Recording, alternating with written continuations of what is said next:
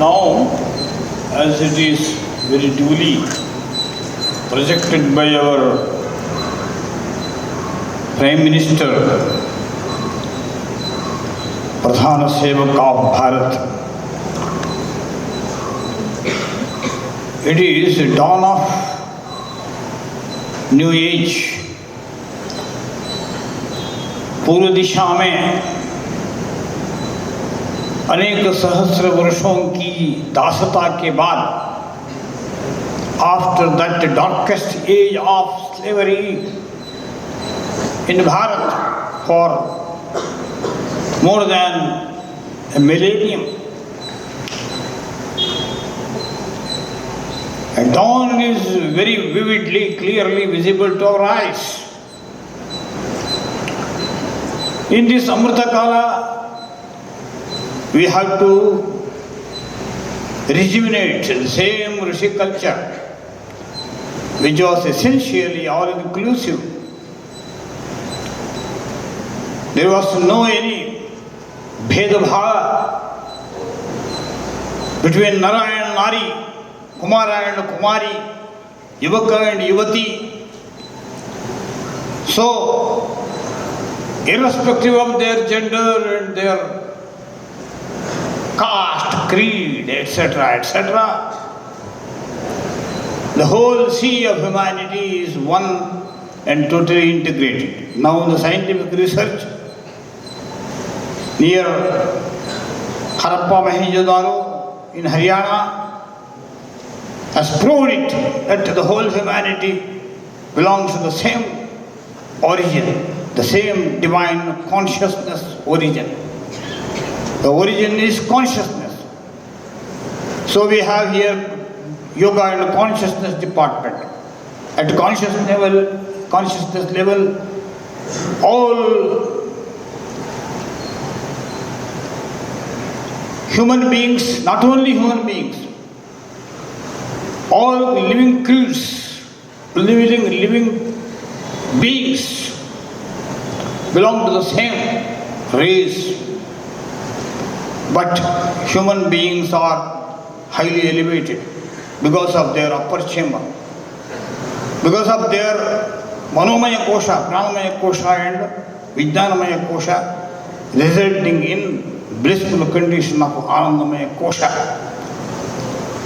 So now, in this age, all samskaras to unfold all these hidden divine qualities in all living beings, particularly among all human beings, irrespective of their caste creed, that inner core to be unfolded, it is to be manifested. For that manifestation, yoga and yaga, there are only two means. We have been nurturing these two here from very inception of our Yes Vyasa in Prashanti, from very that satsanga of Vasishtha in Prashanti, Kutiram. So that later on we went ahead, adding many value additions like Yajna, Yaga, and here it is advanced study in Vedic research, Varaha Mihira Research Center here, we are sitting here, we know, here we have pyramid, beneath that we are performing various kinds of yagas, yajnas, and for getting entry pass to all those yajnas and yagas and yogas, we must undergo 16 samskaras, from very Bhagarbhadhana, Pusamana, Sivantonena, Vishnubali, Jatakarma, Namakarma, Annaprashana, Upanayana, all these were there. They were all there. This culture was maintained in every house. No caste, no creed. Only there were duties and duties. Divine duty, Brahma duty it is otherwise called. Other one, it is Kshatriya duty, it is Vyapara Vyavahara Vanijya duty, and it is Seva duty. Based on these 4 types of duties, there were groups, many groups, but no caste, creed, nothing, no division, no infighting. That was the real healthy society, the greatest model of very healthy society in India. But later on, due to this slavery mentality, blind following, many types of superstitions and invaders' inventions, we lost that glory. We have to regain, so that in that context we are organizing today Upanayana Samskara. It is not Upanayana Samskara now, it is called Diksha, because already you are now in this type of atmosphere where Gurukula culture is nurtured in this campus, so that for greater achievements and to go for that climax, zenith, we must undergo this samskara, so that our sisters and many our Nari Shakti representatives, they determined to undergo such samskara, Diksha. So already that background, it is visible to us. Now that prakriya, that process will be started under the guidance of Mohini Dev Puja. I am very happy to introduce Mohini Dev Purit ji mother, coming from Nagpur, Maharashtra. She is well trained in Vedic Anusthana and Bhagavad Saptaha, covering many areas in Maharashtra and Goa, etc. She totally dedicated her whole life for this rejuvenation of Yajna Samskriti, so that our sisters here, they undergo that samskara. For that, there will be Yajna performances. Whenever you find some leisure time, you can come and see here, witness it. That will be more than 3 hours. And her whole family dedicated for Sangha culture, and her son, daughter, they are all in this culture, whole family is in this culture. So she will be assisted by Shrimati ji, one of Matashri from Maitreya Gurukulam. She is also well trained in this performance of Yajna. It is very much scientifically structured. We are aware of all this, how we can go for Yajna and make our Pindanda and Brahmanda both highly sanctified. For sanctification of our Pindanda, our whole body we undergo every day. Early in the morning we get up and perform Pancha Pranayama and Yogasana Dhyana and Gita chanting here. Like that we have to purify the whole Antariksha, which is highly corrupt due to pollution, radiation and contaminations.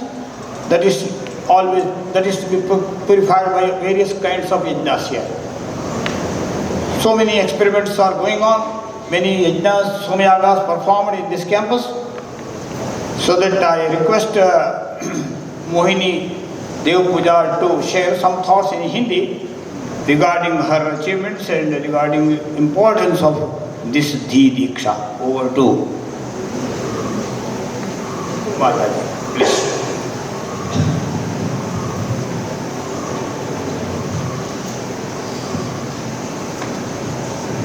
नमस्कार. गुरुर्ब्रह्मा गुरुर्विष्णुः गुरुर्देवो महेश्वरः गुरुः साक्षात् परब्रह्म तस्मै श्री गुरवे नमः. आदरणीय हमारे आचार्य, सभी उपस्थित और विद्यार्थी, आज हम सब इकट्ठा हुए हैं सब यहाँ दीक्षा विद्या व्रत संस्कार, इसके लिए. संस्कार क्या है, हमें संस्कार नहीं है क्या, ऐसे मन में यदि किसी के आया तो संस्कार का मतलब वैसा है शुद्धिकरण. बचपन से संस्कार आते ही है, डीएनए में रहते ही है, मगर वो जो है वो थोड़ा सा अपूर्णता का रहता है और पूर्णता के हमें जाना है। पूर्णता के लिए तो कहीं तो भी संस्कार बाहर से लेने पड़ते हैं। धी यानी मेधा यानी बुद्धि रहती हर एक को है, उपयोग कैसा करना ये अपनी अपनी तरफ का अलग अलग होता है। तो हम संस्कार के तरफ जा रहे हैं। अपना मन, अपना मस्तिष्क, इनको पवित्र करने के लिए ये संस्कार किए जाते हैं। हम अपवित्र हैं ऐसा कहीं कहा नहीं है, मगर जो ज़्यादा शुद्धिकरण चाहिए इसीलिए दीक्षा। अपने संस्कार यदि हमारे अंदर आ गए तो हमारे गुणों की प्रगति होगी, सद्गुण उजागर होंगे और सद्गुण यदि बाहर आ गए तो आदमी का, व्यक्ति का आचरण, स्वभाव, समाज में जो रहता है वो व्यवहार उसका सभी बदल जाते हैं और अशुभ शक्ति जो रहती है वो हमसे दूर भागने लगती है। हम ऐसा अपवित्र कार्य तो करते नहीं, जानबूझकर तो करते नहीं, मगर जानबूझकर नहीं किए तो भी कभी कभी ऐसा हो सकता है कि हमसे वो घट जाता है। हम करते हैं और हमें मालूम भी नहीं पड़ता कि ये शुद्ध कार्य नहीं है और इसलिए संस्कारों की तरफ हमें जाना पड़ता है। संस्कारों का अत्यधिक महत्वपूर्ण उद्देश्य यदि कोई होगा तो आंतरिक शक्तियाँ जागृत करने का है। शक्ति हर एक में है, ऊर्जा हर एक में है, मगर वो जागृत जो करना है वो संस्कारों के माध्यम के द्वारा कर सकते हैं। वो मनुष्य को पवित्रता प्रदान करना, पवित्र बनना और जो दुर्गुण है उनको निकालना। आजकल के बच्चों ने निगेटिव एनर्जी बोलेंगे, निगेटिव एनर्जी हमें नहीं चाहिए, तो हम यूट्यूब देखते हैं, वहाँ क्या करना है क्या नहीं वो बताते हैं, मगर वो एक दूसरा आधुनिक समाज माध्यम का उपयोग हो गया। मगर इसका भी उद्देश्य वही है। पुराने ज़मानों में उसको पाप बोलते थे, वो निकालना है और इसके लिए संस्कार। समाज में ऐसी धारणा है कि मनुष्य जन्म से एकदम से सुसंस्कृत नहीं रहता, संस्कार करने पड़ते हैं और संस्कारों के माध्यम से ही वो सुसंस्कृत कहलाया जाता है। तो अंतरंग शक्तियों का यदि संस्कारों को माध्यम से पूर्ण विकास हो गया तो हम पूर्णत्व के तरफ जा सकेंगे और इसके लिए हमें शक्ति लगेगी, प्राप्ति तो होगी, मगर हमें कार्य तत्पर रहना पड़ेगा। और ये कार्य तत्पर रहना ये भी एक संस्कारों के बीच में ही आया है और हमारे आचरण के पीछे भी हमारे संस्कार ही आते हैं। तो संस्कारों का महत्व इतना है कि वो हर एक ने करना चाहिए। आज यदि आप इतने बच्चे हो, यहाँ विद्यार्थी हो, सबके सब यदि दीक्षा नहीं ले रहे हैं, मगर आज का ये देखेंगे आप पूरा विधि विधान, तो कुछ ना कुछ मन में आ जाएगा कि नहीं मुझे भी लेना चाहिए। आज नहीं अगले साल, जब कभी मुझे टाइम मिले तब, जो कब विधि होगा यहाँ तब मैं ले सकता हूँ। आज ये है वो धी दीक्षा। धी यानी मेधा, धी यानी बुद्धि, और उसका उपयोग करके हमें आगे बढ़ना है। योग्य रीति से बुद्धि का वापर हमें करता आना चाहिए। योग्य व्यापार हर एक को लगता है मैं जो करता हूँ वो अच्छा ही है, वो सही ही है, मगर यदि समाज में देखा तो कभी कभी लगता है नहीं। हमारे मराठी में ऐसा बोलते हैं, आपले अवगुण वाटती गुण। ने हमारे अंदर कुछ तो भी दुर्गुण रहते हैं, मगर हमें अपने नहीं दिखते, लोगों के दिखते हैं। आपकी सारी मेरी सारी एक जैसी है, ये कब दिखेगी? जब आपका और मेरा एक सरीखा है वैसा। तो दूसरों के दुर्गुण यदि मुझे दिखे तो ये समझ लेना चाहिए कि मुझ में वो दुर्गुण है, मगर हमें वो पता नहीं चलता। यदि वो दूर करना है तो उसी के लिए है धी दीक्षा विद्याव्रत संस्कार। ये कब कब करते हैं? मेधा हमारी बढ़नी चाहिए, ऐसा बोलते हैं। मेधाम सायं, मेधाम प्रातः, मेधाम माध्यम दिनम परि, मेधाम सूर्य से रश्मि भी वचसा वेशयामहे। दिन में, प्रातः काल में, मध्याह्न काल में, सायंकाल में, और वैसे भी संध्या वंदन का भी 3, कम से कम 3 तो बताए गए हैं। जिस टाइम, जिस वेला में हम भगवान को याद करेंगे और कुछ ना कुछ आगे बढ़ने की प्रोसेस करेंगे। ये दीक्षा कितने प्रकार की होती है यदि आपको मालूम है? प्रकार नहीं है दीक्षा के। एक ऐसा ही मैं बोल रही हूँ। कितने हैं? 5 प्रकार। कौन से अपने ज्ञानेंद्रिय रहते हैं 5। हर एक से हम जो भी लेते हैं वो दीक्षा ही रहती है, वो संस्कार ही रहता है, वो बुद्धि ही रहती है। शब्द स्पर्श रस रूप गंध जो हम लेते हैं अंदर, वो हर एक ज्ञानेंद्रिय से लेते हैं और वो कुछ ना कुछ ज्ञान हमें दे जाता है। मगर वो ज्ञान सुस्थिति में हो, हमारा आचरण अच्छा हो, इसीलिए दीक्षा और ये दीक्षा विधि बताया है। कल्याण अंक में एक बताया था, दिव्य ज्ञान प्रदानाच क्षालना कल्मषस्य च दीक्षेति कथितां सद्भिः भवबंध विमोचनात् विशिष्टं दीयते ज्ञानं क्षीयते पाप संचयः माया कर्म मलोद्भूतो यतो दीक्षेति सा स्मृता। क्या क्या रहता है उसमें? तो पहला है दिव्य ज्ञान प्रदानाच, हमें कुछ तो भी अच्छा ज्ञान मिलने वाला है, प्राप्त होने वाला है। और दूसरा है क्षालनात् पाप कर्म, हमारा पाप निगेटिव जो भी हमारे अंदर है, दुर्गुण है, वो निकल जाने।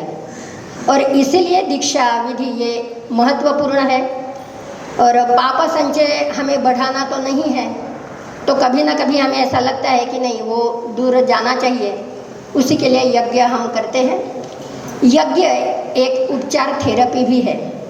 जैसा यहाँ आयुर्वेद कॉलेज है, आप योगा भी उपचार का ही एक पद्धति है, वैसा यज्ञ ये भी उपचार पद्धति है। जैसा हम उसमें जो साहित्य यूज़ करते हैं, हम घी है, गोबर का कंडा है, या समिधा है, वो जो वृक्षों की है वो सब औषधीय गुणों वाले वृक्ष रहते हैं। तो उसमें से जो धुआं निकलता है, हम उसे धुआं बोलते हैं, मगर वो भी सबको पवित्र करने वाला और कुछ ना कुछ हमारे शरीर को अच्छा देने वाला रहता है। एक उदाहरण के तौर से गुग्गुल जो हम उसमें यदि डाला, ज़्यादातर ये माँ भगवती के यज्ञ में रहता है, तो वो क्या है, उससे पेन किलर जैसा काम होता है और पूरा वातावरण उससे भर जाता है। सचमुच होता है कि नहीं? यदि आपको ऐसा नहीं लगा, यदि हमने उसमें मिर्ची डाली, मिर्ची पाउडर, तीखा डाला, तो सबको क्या होगा? तकलीफ होगी सबको। जो धुआं निकलेगा वो गलत है। जैसा अच्छा कुछ डाला तो उससे जो शुद्धता मिलेगी, माइक्रो ऑर्गेनिजम्स निकल जाएंगे, ये भी जो है पर्यावरण शुद्ध होगा। ये सब उसके और उपचार पद्धति का एक है, उसका विधि है, और ये हम करने जा रहे हैं। तो मन पूर्वक करना है।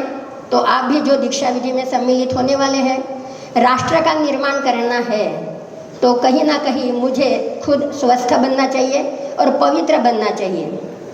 मेरा आचरण, मेरा व्यवहार, आचार संस्कार व्यवहार सभी यदि ठीक है तो ही हम राष्ट्र उत्थान के कारण जा सकते हैं, कार्य में लग सकते हैं। और यही ध्यान में रखकर आज हम ये विधि करने जा रहे हैं।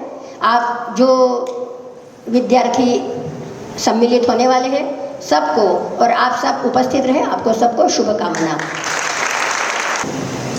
ओम सर्वे भवन्तु सुखिनः, सर्वे सन्तु निरामयाः, सर्वे भद्राणि पश्यन्तु, मा कश्चित् दुःखभाग् भवेत्। ओम शांति शांति शांति।